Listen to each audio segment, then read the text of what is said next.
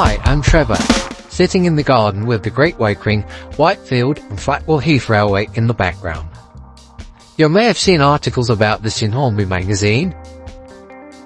So we're now going to produce a series of videos on how it was built, how we run it, how we test locomotives on it, and how we modify locomotives and stop to get the best performance on this very long mainline layout, which is 2.79 scale miles round.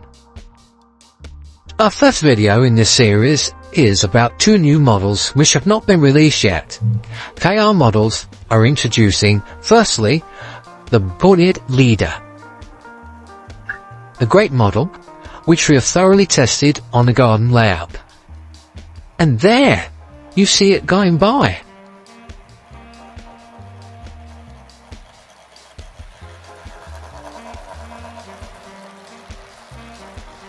Let's look at the Bullied Leader in detail. Now I qualify that by saying that I have a 3-foot rule. If you can't see fine detail at 3 foot, the detail doesn't matter. Why, you might ask? Well, because on most model railways, 3 foot is the normal viewing distance. And in fact, in many cases, it's a lot more than 3 foot. As on my garden railway. Good reliable performance is a requirement for my locomotives, as they may have to run for up to 120 scale miles in an operating session.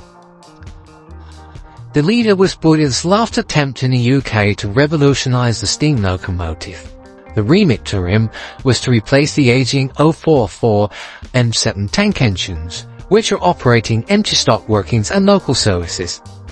But he did stretch this specification in his Leader design into what was basically a Class 4 to 5 type. With any new radical design, there are problems. These were revealed in testing. The results meant some major design changes, one being that it was 30 tons overweight, and its route availability would have been limited. The BR standard class designs were now underway, and their development will be less problematic, so the Leader project was scrapped. Modelers might like to retain the book Leader, Steam's Last Chance by Kevin Robertson, which includes details of all its faults, qualities, and the test run results. So, my first test on the layout was to halt a 3-coach branch stopping train. We first see the train crossing Great Wakering Harbour Bridge, and then it slowly crosses over the down line and into Great Wakering Harbour Station. The station was completed in 1993, although it has had some restoration work done since, not surprisingly, having been outside some 32 years, coming to a precise halt in exactly the right spot on the platform. Funny enough, just like my electric car. It stays in the station for perhaps 15 minutes waiting for another local train to pass on the main line, hauled by an E4. Leader immediately gets a signal to depart and then crosses over onto the up line. It is possible to have a down and up line on a circular figure of 8 railway.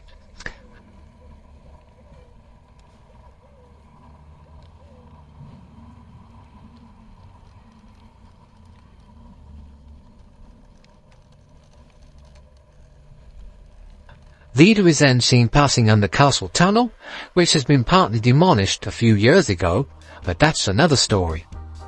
We then pick it up as it comes through the tunnel under a garden wall on its way to the main station. It passes over Flackwell Heath Viaduct and disappears through the station into the distance.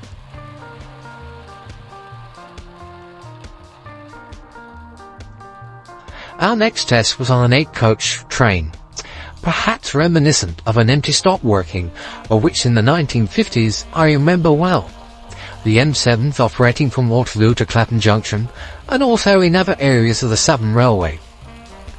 We pick up Leader crossing the lift-out bridge over the garden path, and then crossing Great Wakering Harbour Viaduct over the pond. This bridge was built in 1993. The model is then seen emerging from yet another tunnel before travelling downhill to the lowest point on the railway, before it attempts a steep climb up Whitepit's summit. This climb includes a 1 in 45 section, but over the quarter of a mile, the average is 1 in 80.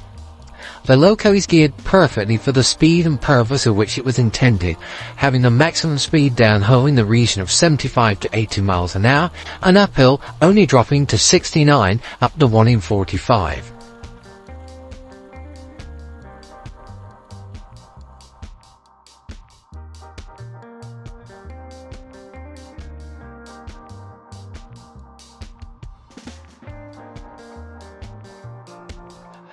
The train then arrives at Flackwell Heath station and runs into platform 5, again showing its remarkable slow running abilities, an absolute perfect stop.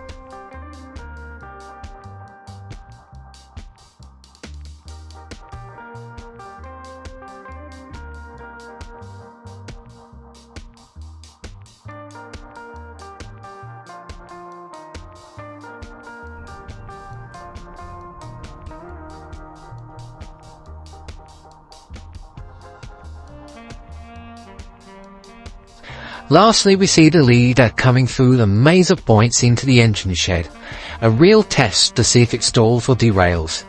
The trial starts with a curved left-hand point on a downhill cambered section. This is followed by a double slip and then a three-way point, both of these being Shinoda fine scale. The loco then draws to a halt beautifully positioned in line 1 of the shed. 10 out of 10 for handling.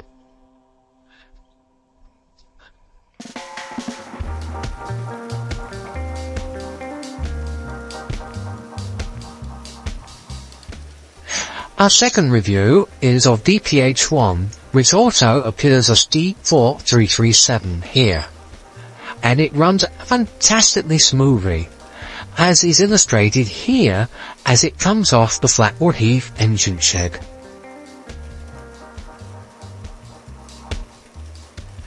The DHP1 Clayton is seen negotiating the complicated network of points necessary for departing from the engine shed, and appears to have very good, smooth, slow speed running qualities. The engine shed area was the last part of the Great Wakering, Whitefield and Flackwell Heath Railway to be constructed and was only finally finished in 2017. DHP stands for Diesel Hydraulic Prototype, built in 1963 by Clayton. They had hoped that this Type 3 diesel will be purchased by British Rail. However, it was doomed for failure, as by then BR had decided to go down the diesel-electric route totally. The loco was designed as a mixed-traffic diesel with a top speed of 90 miles an hour. However, it had never appeared in BR green, as this model is reproduced in. The loco only carried a red-brown livery, and this can be seen operating in this colour scheme later on in the video. Looking at the side-on elevation, the model looks extremely accurate, as can be seen when the design drawings are superimposed on it. It only ever travelled within 25 miles of its manufacturing factory at Hatton in Derbyshire. Very few pictures exist of it on BR tracks, as its total mileage on them was under 500. Those of you wishing for further details of this model, they can be found as the full story in Locomotives Illustrated number 174, Mainline Prototypes, The Private Builders. Here we see the model on a train of iron ore hoppers passing through Whitefield Station. Whilst the platform itself was constructed in the late 1990s, the final layout of the buildings and the high street above it was only completed in the first part of this century. We now see it emerging from Windmill Tunnel, which is situated at the top of Whitepit Summit, and passing it is a King Arthur class on a van train. Whilst when I have running sessions we normally pick a particular period and region, so that all the stock is appropriate. But often when testing locomotive, we are running on the other line whatever the visitor to the railway wants to see run. The train is then seen crossing Flackwell Heath Viaduct and then passing through the station. Whilst the station track was laid in 2005, the station itself not finished until 2016. As prior to 2005, this end of the layout was just double track on a timber base. The train again crosses the garden path and then emerges from under the garden wall and proceeds along the embankment, which is alongside the wall. The long curved viaduct leading to the engine shed is prominent in the foreground. It turns off the main line and into platform 1 of Flackwell Heath station, again passing the King Arthur. As it slowly travels along the platform, one can see the Bachman Great Central Station buildings clearly visible. It then draws to a halt over a solenoid-operated uncoupling rail and uncouples and pulls forward.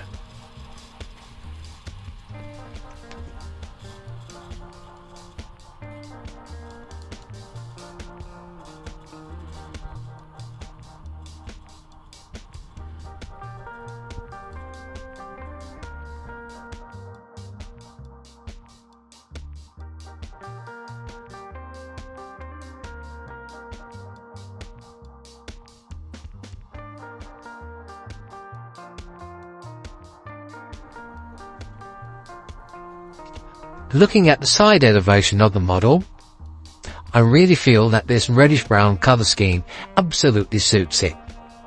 So let's start with the loco coming off shed and threading its way through the complicated set of points necessary to depart. The buildings are all resting from Bachman. The electric point motors are either Hornby or Pecco, which have been adapted with micro switches mounted on top to switch the polarity of the frog. They are housed in the buildings that you see around the trackside. The model travels through the rocky cutting in the garden path.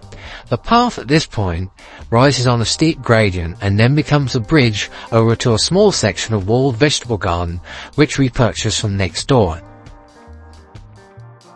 We now back the loco down onto a set of wagons located in the far side of the locomotive depot, and it then departs through the cutting and over the viaduct spanning a river flowing into a small pond. This was constructed from a kit with aluminium angle reinforcing it.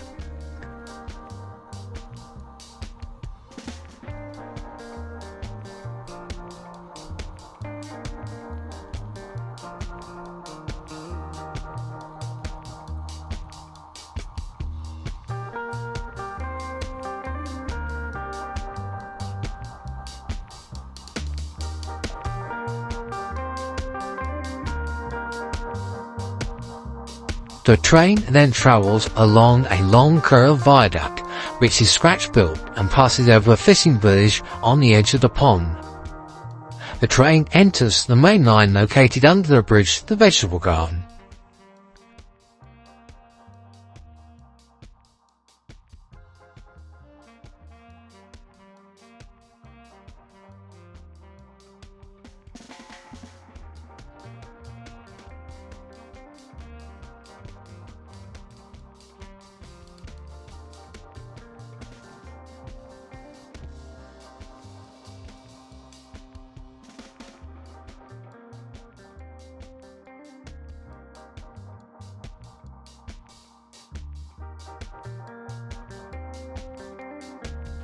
We pick up the train again after it has passed through Flackwell Heath station on the kit-built lift-out Flackwell viaduct on its way to the tunnel under the garden wall which partitions off the rear of the garden. In another video we'll discuss how these tunnels are constructed.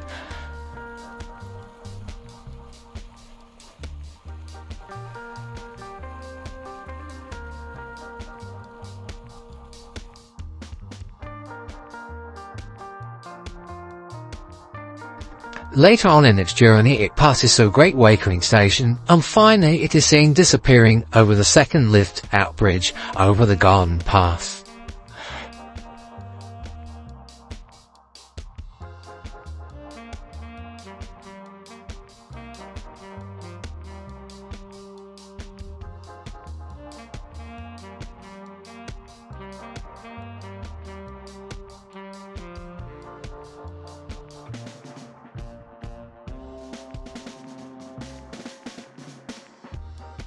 Please subscribe and comment on this video, stating what subject matter you would like covered in future videos. With a garden railway, one is only able to operate it from April to September, and I need a 3-day dry forecast. That's 1 day to clean it, and then 2 running days. More if it stays dry. So my review videos will normally be well after the locomotive is released, and they will concentrate on performance.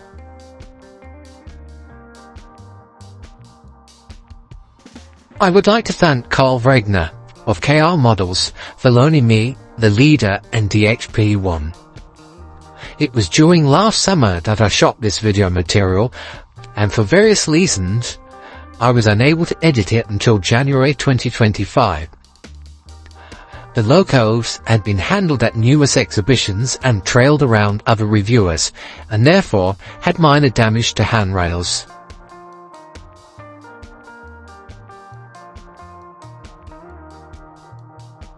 I do understand that some of the delivery models have had some quality control matters, which must cause great disappointment.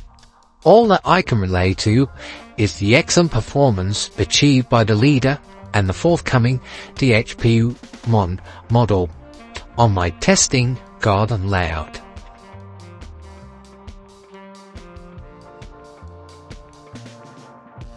Should you wish to view a thorough review of the model in detail with a fuller history, I recommend the video KR Models Leader 36001 with sound review from Melchester Model Railway.